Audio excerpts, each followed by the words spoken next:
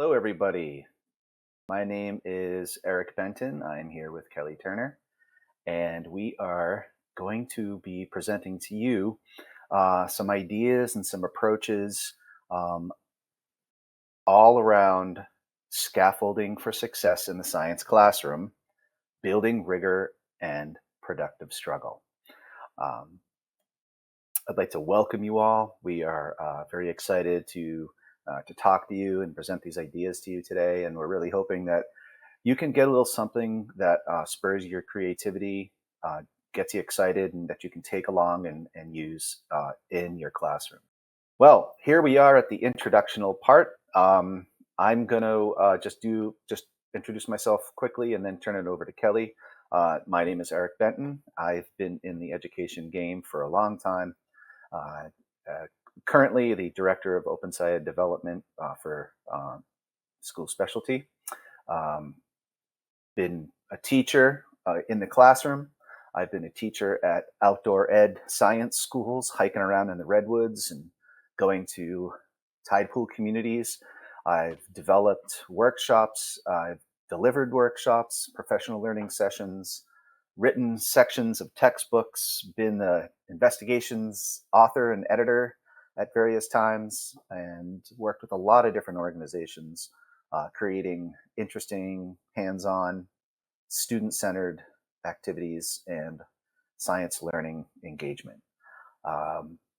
Today, I am joined with my esteemed colleague, Kelly Turner, and I'm going to turn it over to her and kind of let her introduce herself. So, Kelly.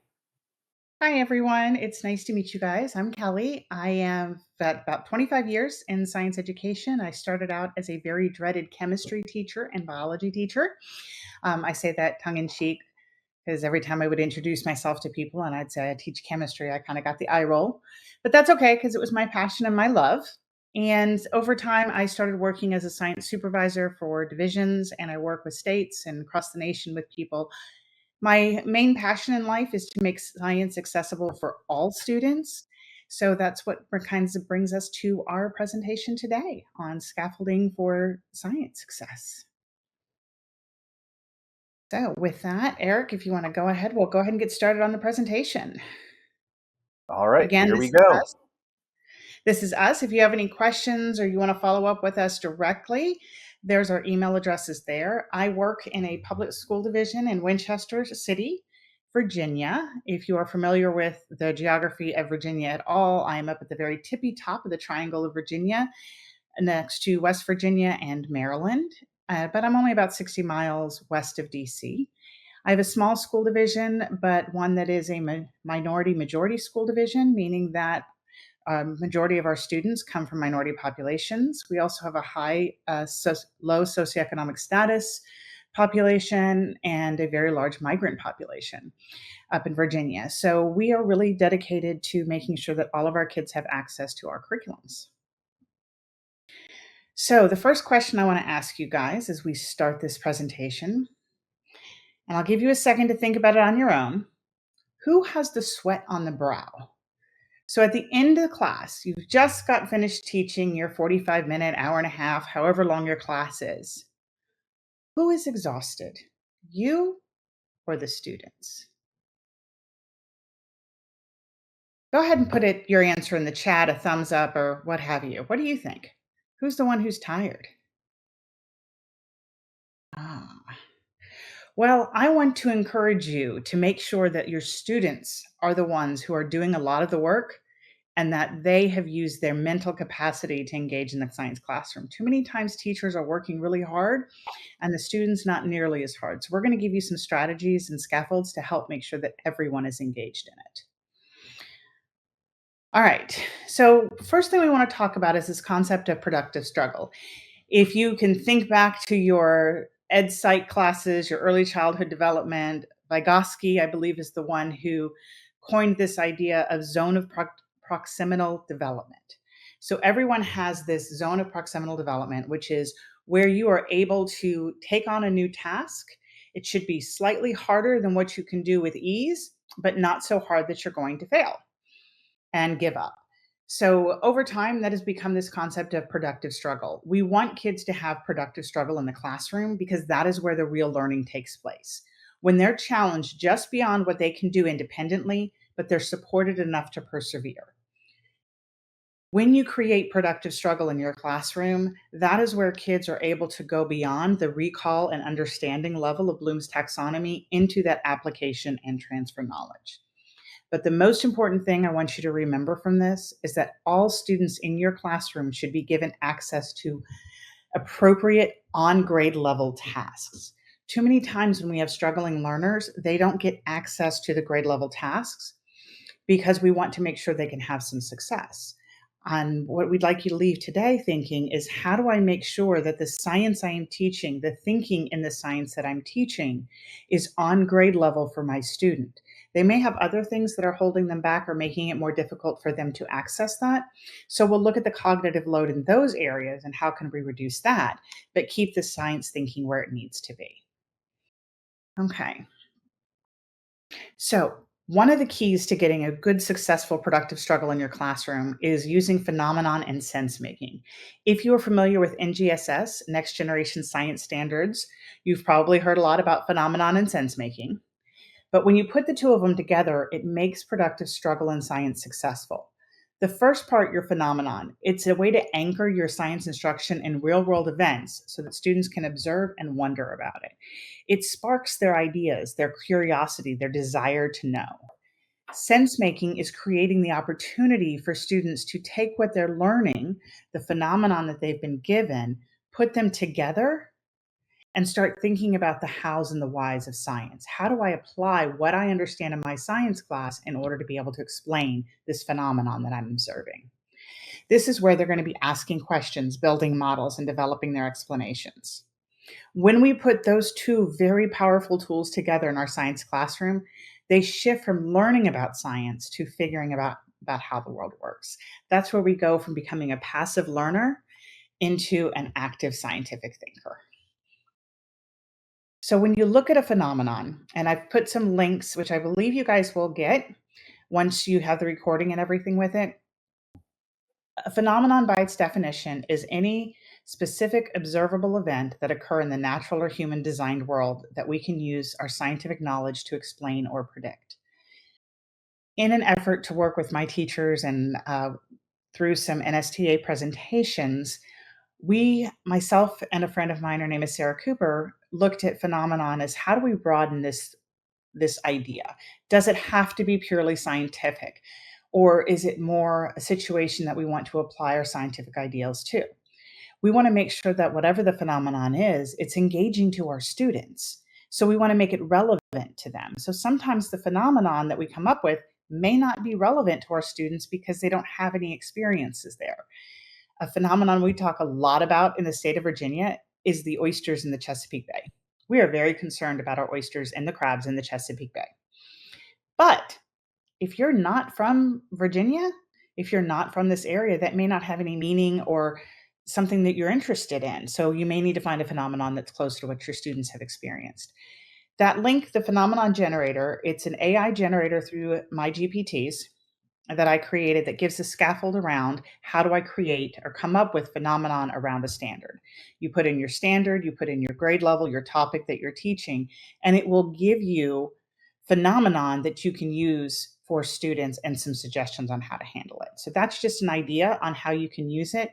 It does look at a phenomenon through many different lenses. Some of my favorite lenses that it looks through is a historical lens, a cultural lens. It'll also look at a socioeconomic or social justice lens as well. So that's one thing to help you with that. So what's sense making? Sense making is, we've given you this phenomenon. We've shown you this really cool thing that we're trying to figure out. Now we're giving you the space and the tools and micro lessons or mini lessons that help you figure out what you need to know in a science classroom. So for example, here's an example of a phenomenon I just did with my 8th grade students.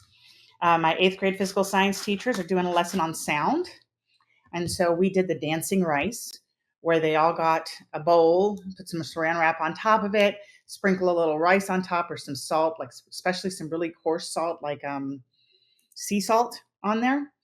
And then we had a speaker, turned up the bass really loud, played it next to the bowl, and the rice start to move. They start to bounce around. And we showed that to students and we asked them, I wonder what's happening. We did a notice and wonder. They had to think about what did they see? What do they think is causing it? We turned the music on. We turned the music off. We looked at the difference. We played different type of music. Some that were maybe higher pitch, softer, louder, more bass, less bass, and had them start coming up with some ideas and draw a model of what they got to make, what they think is going on.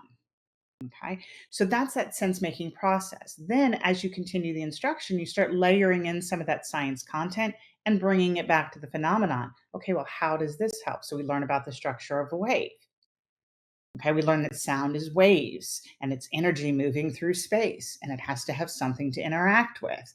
And so they start layering on that information and always going back to that phenomenon to make sense of what's going. How did what I learned today in my science class help me make sense of why the rice started dancing?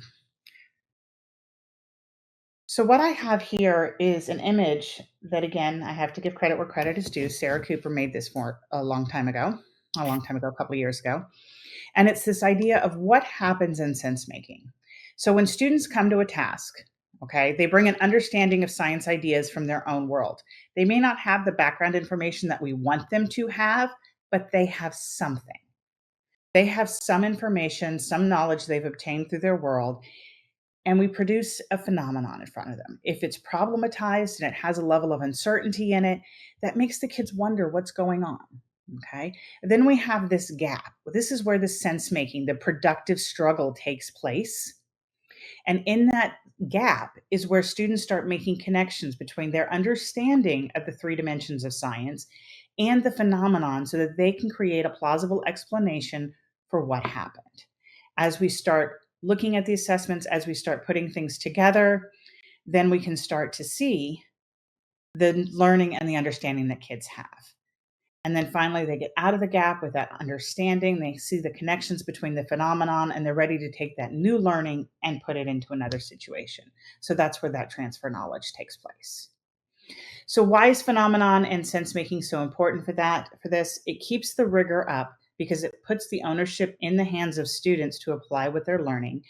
It keeps us from falling into a gap of, let me tell you what the science is and recall what the science is, and let me give you a same type of explanation and questions and things like that. But it also creates the motivation for kids to want to struggle with it. When the phenomenon is interesting and exciting to them, they are more willing to spend a little time, a little hard energy, and when they don't quite get it, persevere through. Okay.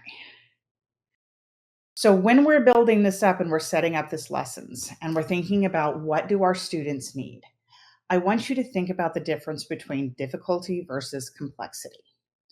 I can speak to my own experience as a student and for some of my children's experience as a student, that sometimes being in the higher level class or the honors level class or being the achieving student meant I got more stuff to read.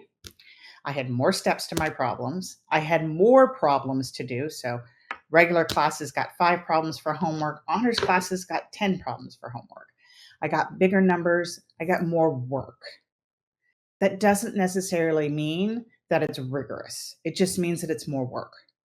Rigor is the complexity of your thinking. So what type of thinking are we doing? Think back to your blooms, to your depth of knowledge.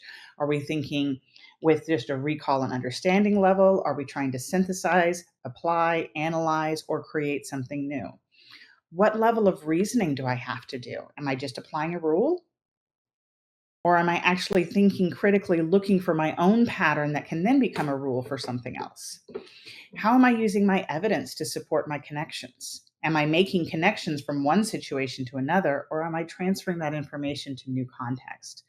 So when we talk about this work that we're asking kids to do, think about things that we're making difficult versus things that we are increasing the complexity of thinking. When we talk about the complexity of thinking, we are going to talk a little bit about DOK.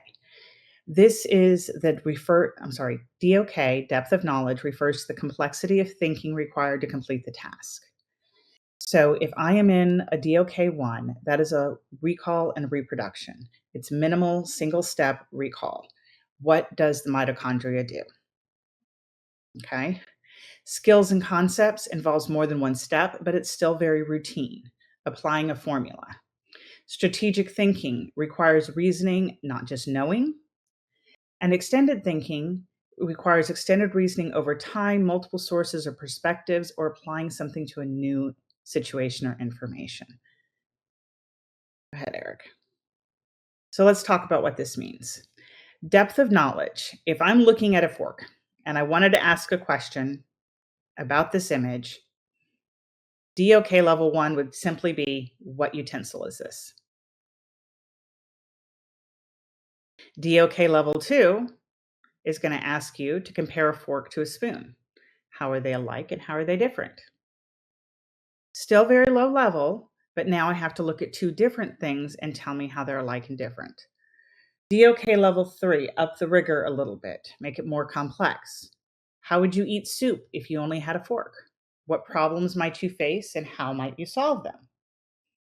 Finally, level 4 is to design an investigation to test which type of fork, metal, plastic, or bamboo, is more effective than different types of food. So what I want you to do now is think about, where do you spend most of your time in the classroom? Are you in level 1, level 2, level 3, or level 4? And go ahead and put your answers in the chat. Okay, I am seeing lots of 2s and 3s, and that is wonderful to hear.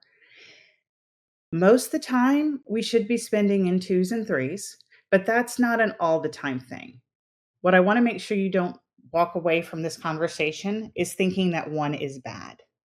1 is not bad. 1 is just the start of the learning process. If you know nothing, you've never seen that before, the first thing you have to do is identify what it is. So recall level 1 is perfectly acceptable. Level 2, we want to get to. Level 3 is where we spend a lot of our time. Level 4 is our golden spot that we would love to be able to get, but sometimes it's just not appropriate. And if you know your standards and you know what you're supposed to be teaching and the level of students that you're at, you want to align your depth of knowledge to what your standards prescribe. There are times where the standard that you are teaching is written to a DOK 1 or 2, and that is okay. And more times than not, it's because they're going to get further in depth in that concept as they go up in their education. So we see a lot of level 1s and 2s in the earlier grades.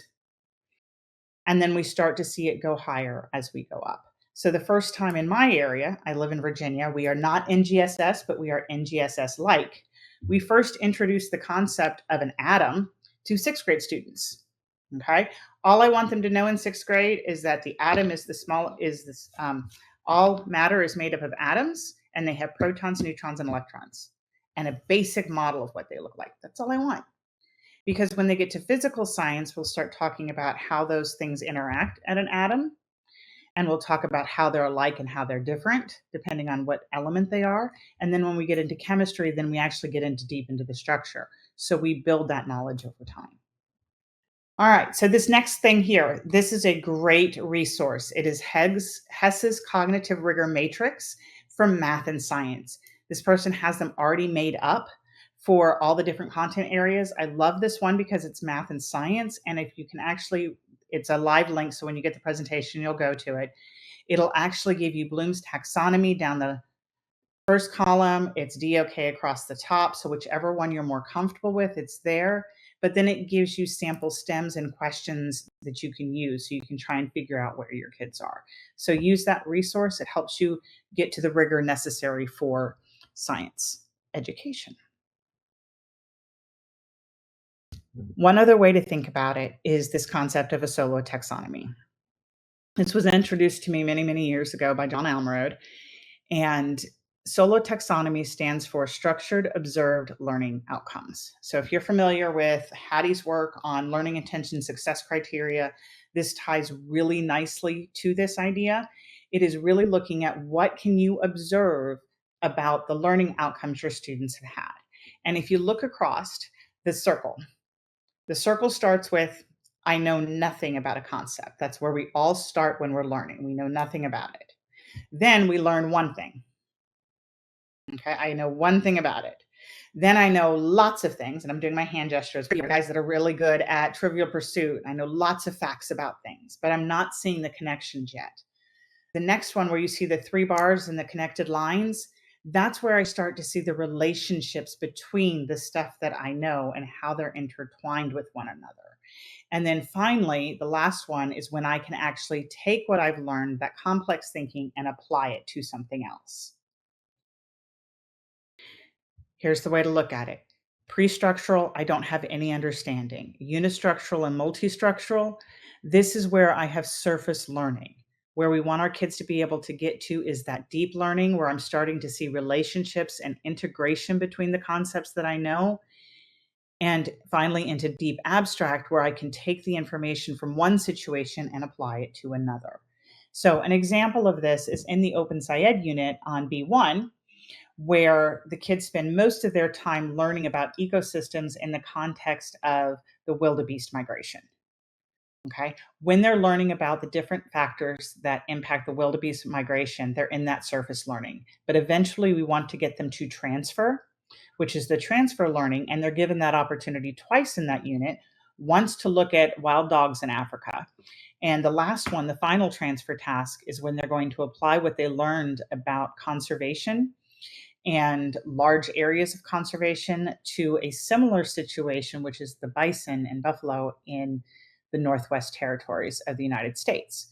So it's looking at how they're preserving land there, and do they need to have the same amount of land? Can they just have a small parcel of land to support this ecosystem, or do they need to have a larger one? So we go through all of this because you have to figure out where your kids are in the learning process and where they're struggling in order to start thinking about scaffolding. So as you start to look at your lessons that you're going to do and thinking about, what do I need to scaffold for my students? How can I support them? The first thing I want you to think about is, how do you communicate what students need to know and do? This is crucial for kids.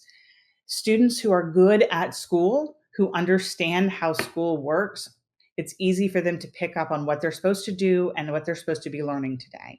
But our kids who struggle have a hard time with that. So you want to make sure that as a teacher, you are extremely clear and you have that teacher clarity piece. Again, going back to Hattie's work, this has a huge effect size of 0.74, which means it has more than a year's worth of growth for our students. So teacher clarity refers to 2 things: learning intentions and success criteria. Learning intentions is, what am I learning today? Okay. Success criteria is simply, what do I have to do to show that I've learned it? Once I understand this, this is what I can do. Both of these need to be in student-friendly language, because this isn't so much about the teacher as it is about communicating effectively to the kids on what they need to pay attention to. If you're anything like me, I've got a little bit of ADHD. I'm probably going to, at least once or twice in a lesson, drift off. And so I need to make sure that I have given clear learning intention success criteria so my kids know what to come back to if they have those slight moments. So here's an example. A learning intention is simply, I'm learning about the living and non-living components of an aquatic ecosystem, and I will be successful when I can identify and describe the living and non-living components of an ecosystem. So again, this is still lower level. We're starting our ecosystems. This is probably about a 3rd or 4th grade standard. But the idea is, I know what I'm learning about today, and I can be successful when I can do this. So by the end of class today, I've got to be able to identify and describe what's living and non-living within this ecosystem. Once I have built this for my lesson, this is when I can start thinking about, how do I design my lesson? I want you to understand that one size does not fit all. You must differentiate your lesson. Now, I am not saying, please do not take me as saying you need to differentiate for every single kid in your classroom. That is not what we're talking about. What we're talking about is thinking about, what are the needs of your kids and how do you set them up for success? You want to think about equity over equality, because giving every student the same support isn't fairness. It's giving them what they need is. So if you have students in your classroom that needed structured or guided notes, they get those. It doesn't mean that everybody in your class needs that. You want to make sure that your scaffolds are dynamic and responsive. Remember, scaffolds are temporary. They should shift as students gain confidence, knowledge, and language. They should be purposeful, designed for a specific need, but the goal is to have gradual release. You want to remove supports as their competence gets better. So when we are supporting all learners, it's not about lowering rigor. So all of that stuff that we were talking about with DOK and solo taxonomy and everything is about thinking about what is the science they need to be able to do so that I can lower the cognitive level of the other things they have to do to be successful. So how do we build these scaffolds and preserve rigor? When we're talking about scaffolds, they're supports that give access. It's an entry point into the content. These can be things as different levels of readers. It can be providing a graphic organizer. It can be as simple as providing sentence frames or paragraph frames. They are tools that preserve rigor. So for example, if I have a student who is a struggling reader, by reducing the reading load of an article, not the content, but the readability of it. So if I take it from a high school level read, maybe down to a 6th grade level read, what I've done is created an entry point for that child. I have reduced the cognitive load of reading so they can access the information, but I'm still expecting them to do the same level of a science task. Okay? They are temporary bridges to independence because remember, eventually we want to take them away. It is not giving answers. It is not simplifying the tasks. It is not lowering expectations, and they never should be considered permanent. When you are scaffolding, a few things I want you to keep in mind. Number one, you have to right size the task. There are kids that can handle getting 10 steps that they need to do at one time. Okay, they're ready to handle that. You give them all 10 steps, they'll start with one and they'll work their way down. Other kids, seeing 10 steps of things they have to do is overwhelming, and they don't have the executive functioning skills to be able to do all 10. And so it's task paralysis. They don't even know where to start. So I would right size that task by maybe only giving them steps 1 and 2. You want to make sure learning is a safe experience, that they feel comfortable taking a risk, so that when they fail, and they will, because there are always going to be opportunities for students to not be successful their first time, they feel comfortable enough to still go out and try that. You want to be able to handle the tricky parts as the student learns. The more you've taught, so those of you who have many years of experience in the classroom, you can probably tell me this is where kids are going to struggle in this concept. So how can you handle that struggle to where it stays productive and doesn't become unproductive? Okay. Provide opportunities to rework and revise thinking, and provide encouragement even through temporary failures. Those are the things we have to keep in mind as we do this. Now, when we're creating scaffolds, okay, we have our front-end scaffolds. These are things that are used in advance of instruction. Those are things like if I have a big article that I want the kids to be able to read, but it's going to be outside of the cognitive level of some of my students, I might break that text into chunks first, or do something like a jigsaw where they're only responsible for reading 1 or 2 paragraphs and then they come together and they have a discussion about the whole piece. I would set up a graphic organizer for them to organize their thinking and make connections. I might also front-end vocabulary.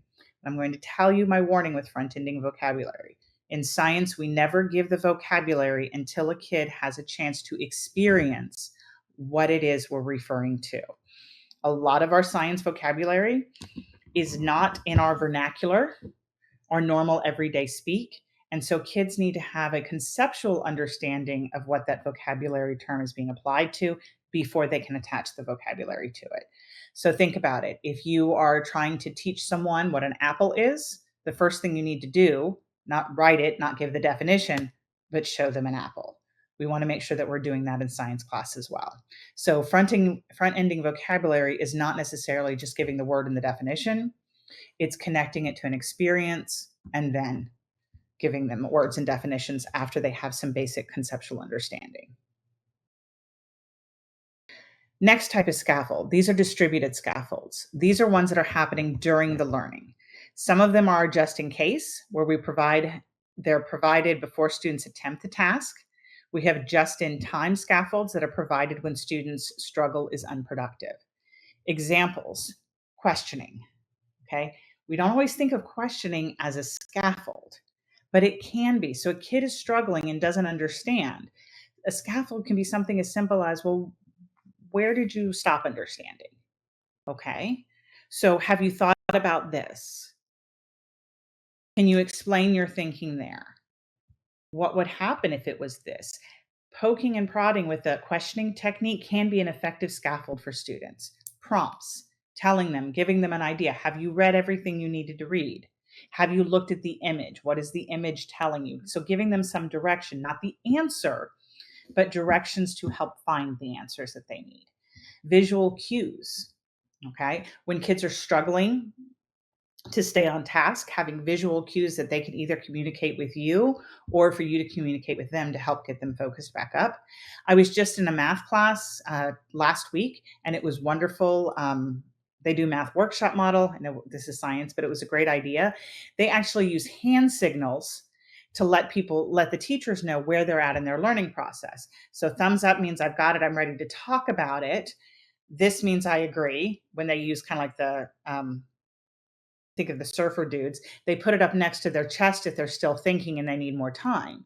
So those are visual cues that also can help.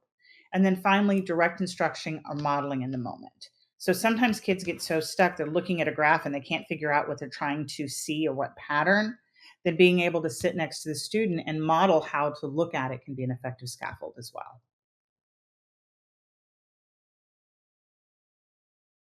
All right.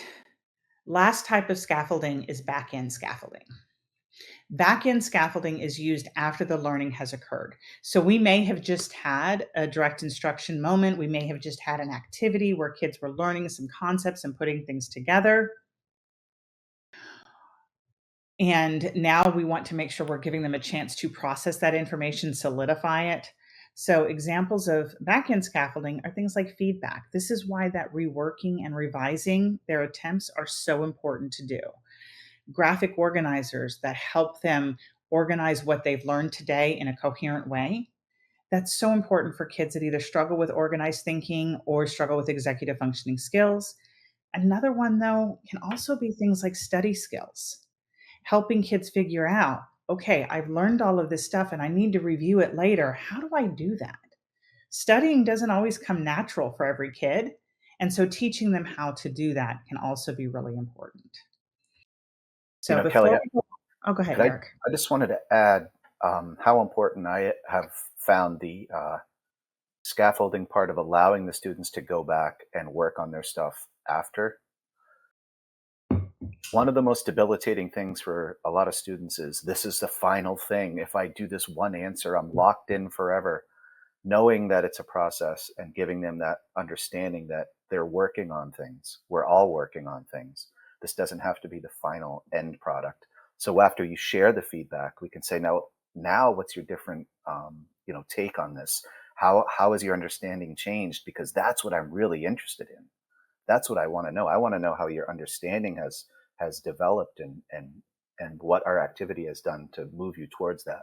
I think that is really the accommodation of scaffolding that is one of the most important. And a lot of these things that you just listed help that to happen. But a lot of times we say that the students get in their mind, this is a final thing. Like this one answer determines the rest of your life. It doesn't. It does not. And I just feel like that's really important to incorporate into a learning progression. So I just wanted to share that. And I know that Kelly, you and I have worked on some of this stuff, Mhm. and that we've gone back and said, oh, that's actually really powerful. So just wanted to make sure that we mention that, because that philosophy in and of itself can be a form of scaffolding, really. And having kids track their learning over time can be huge. It's amazing how, in the moment, kids don't always realize how far they have come. So when you give them the opportunity to revise their thinking over time, and then they go back and they look and they're like, wow, this is where I started. And now look at where I'm at now. that is a huge ego boost for kids, especially those that are struggling learners. A lot of times they have task paralysis. They don't want to start the task because they don't feel like they're going to be. This is something Eric and I worked on. It's still kind of in development phase. Okay. But it is this idea of how do I think about the types of scaffolds that I need to do? So if we think of this as scaffolding categories, a lot of times, especially when you're dealing with students who are ML learners, students who have special needs, so we're talking about a student who has an IEP or a 504, as a general education teacher, it can be very difficult to think about this. We don't necessarily have the same level of training as a special education teacher. And many times they're given a copy of the IEP but may not understand it, or are focusing more on the required accommodations in the United States that are required by law. But just because a kid has an accommodation of extra time on test, there could be lots of reasons why that needs to happen. So I'm working with teachers to think about what are the scaffolding categories your students might be thinking about. So again, it's almost impossible to differentiate for every kid in class. But if I think about what are the needs of the students in my class, could I come up with a way to organize it all? So if you are looking at what kind of scaffolds do I need to create in my classroom, first one is, this is a big one to where I'm at, are we supporting our multilingual learners? We have 40% of our population are considered multilingual learners in my school division. That means English is not their first language. And so what are those strategies I need to support their English development as well as their science development? Okay. Next one is reading comprehension. These are kids who are struggling readers. So what are the scaffolds that I would put in place to help my kids who are struggling readers? I also have kids who have executive functioning skills. I joke around with my middle school teachers all the time, and I tell them that middle school students eat their homework, because you can hand out a piece of paper, start at the front of the class. By the time you get to the end of class, somebody has lost theirs already, and you don't know where it's gone because we can't find it anywhere. They don't have those executive functioning skills yet at that age to be organized. So what are the things you can do in your lesson to support students with time management, organization, multi-step tasks, or task initiation? Where to start? If we are supporting language development, now this is different than multilingual learners because these could be English language learners, meaning that they speak English primarily, but their vocabulary, their academic vocabulary is not where we need it to be. So how can we help that? And then finally, supporting those organized thinking skills. So this is just one way to look at it. And I encourage people to please think about it this way. And how might you categorize your students so that you can then make effective scaffolds in your classrooms? So here are some examples of scaffolds: sentence frames and word banks. Now, when I say sentence frames, I caution you, if you are dealing with WIDA levels 1 and 2, yes, fill in the blank is very appropriate.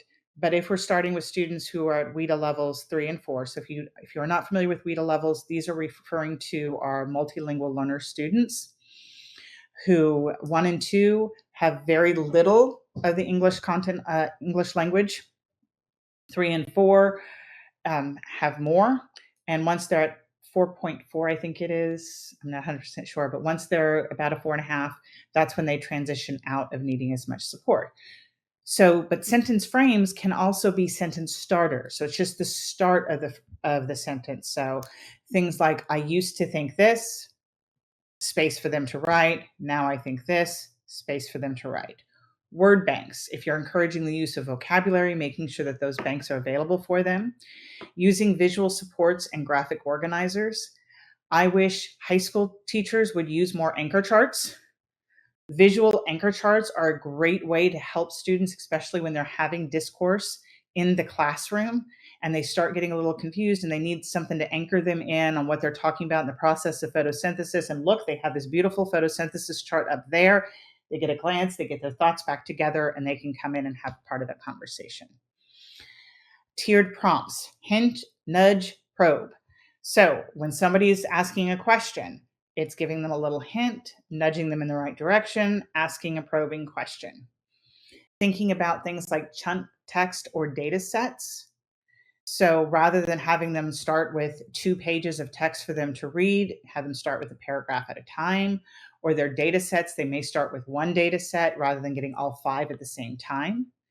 Also looking at things like cooperative roles and peer talk moves. So if you have group work, making sure kids can work together, but everybody has a role.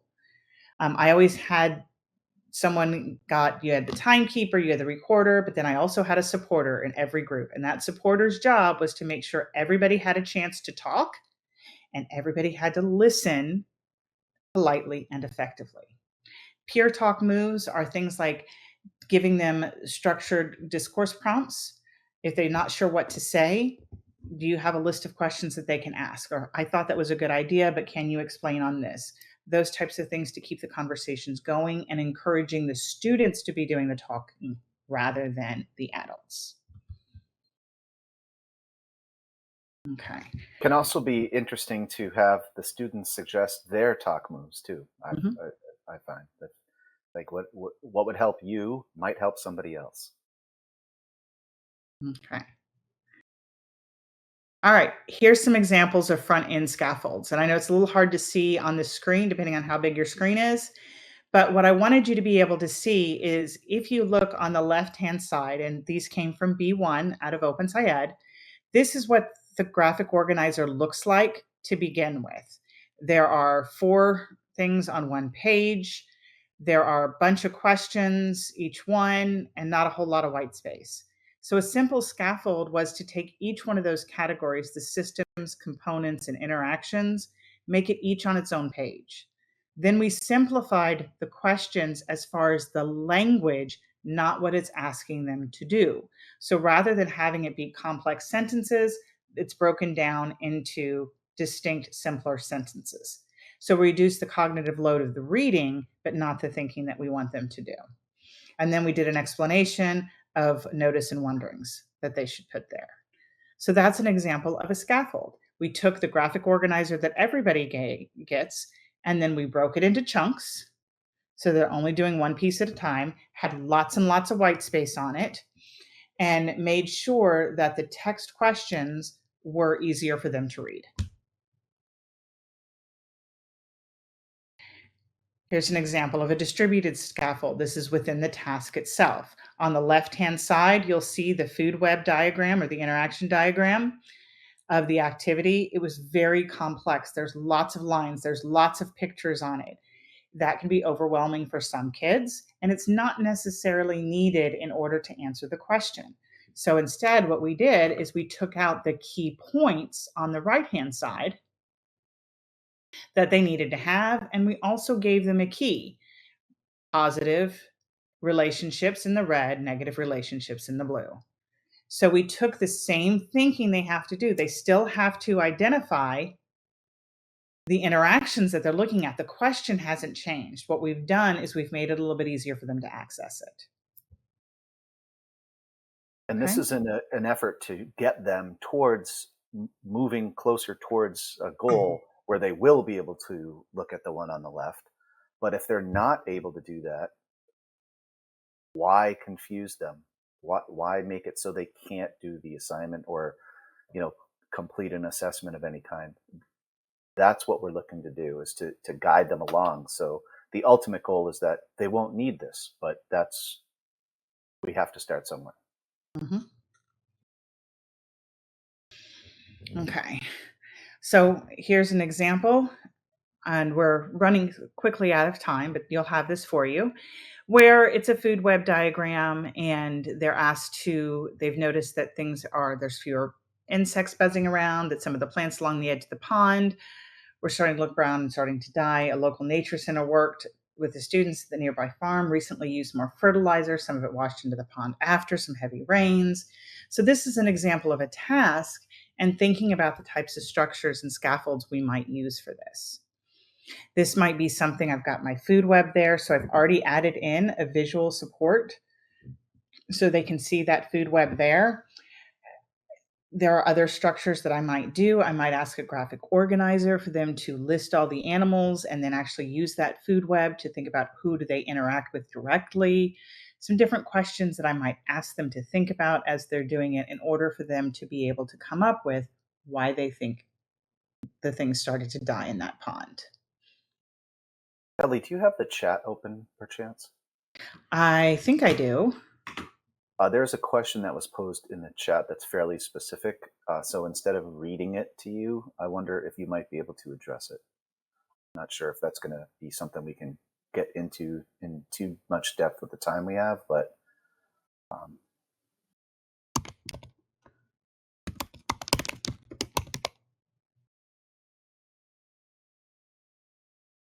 So close exercises to target tier 3 technical academic language. Okay, so if you're not familiar with a closed exercise, that's where a passage of text has words intentionally removed and the participant must fill in the blank to complete the passage.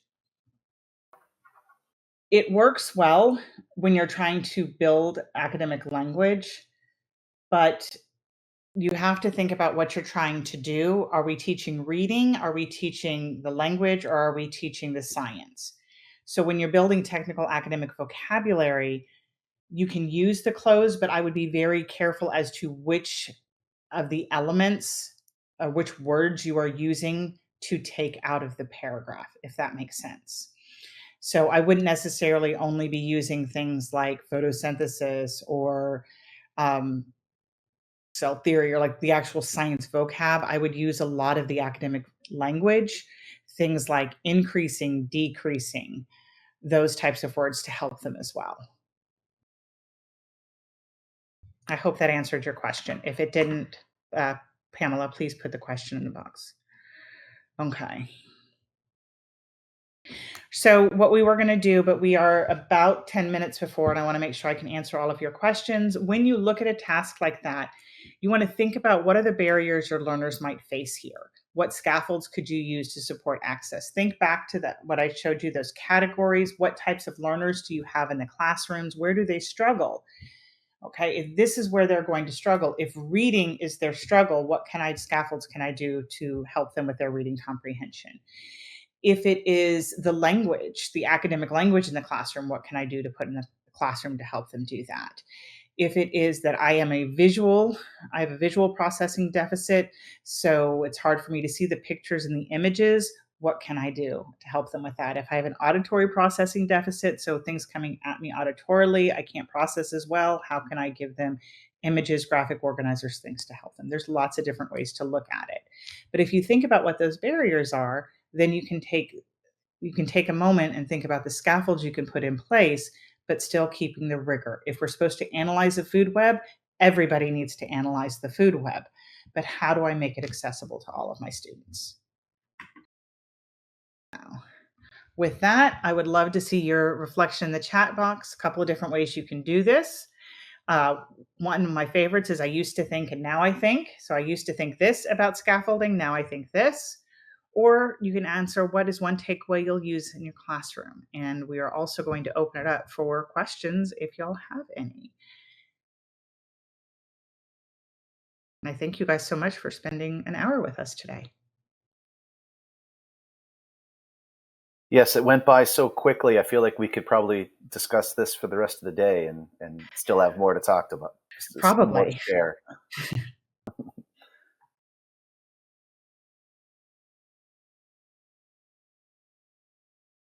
Yes, it went too fast. I felt like I was speaking 90 miles a minute, but I would love to have more conversations with anybody who has any questions about it.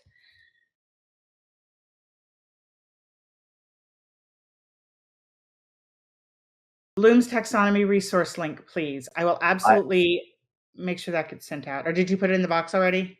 I sent it to her because Awesome. she asked it for it specifically. But yeah, that will be in the presentation. Yeah. Yes. I mean, that chart is, yeah. Please, there's a question. Please comment on the fact that students may be advanced ELLs, but they may have scored at 2 or more grade levels below grade 5 in September. Yes. So a lot of times we don't necessarily think about the fact that we may still have some struggling readers or their language development may not be as high as we would like. but they are brilliant students. So the thinking that they need to do, they're able to do it at a very high level. And we need to make sure that we challenge our students. Every kid deserves a year's worth of growth.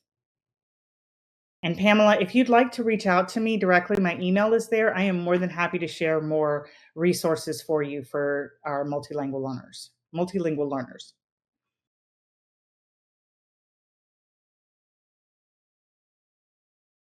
The before, during, and after learning. Yes, Kim, absolutely. Good question. What does scaffolding look like for advanced learners?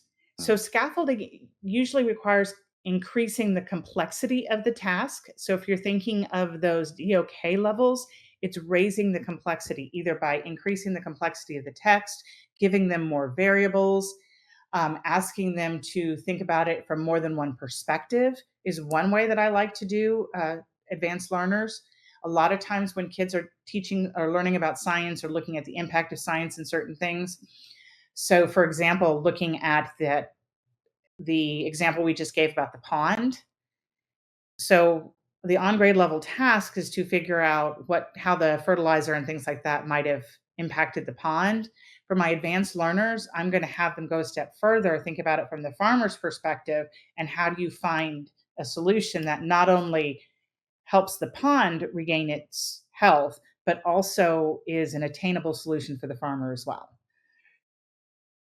We've had discussions about this, Kelly and I have, and a lot of times it's just give the advanced students a little more work to do.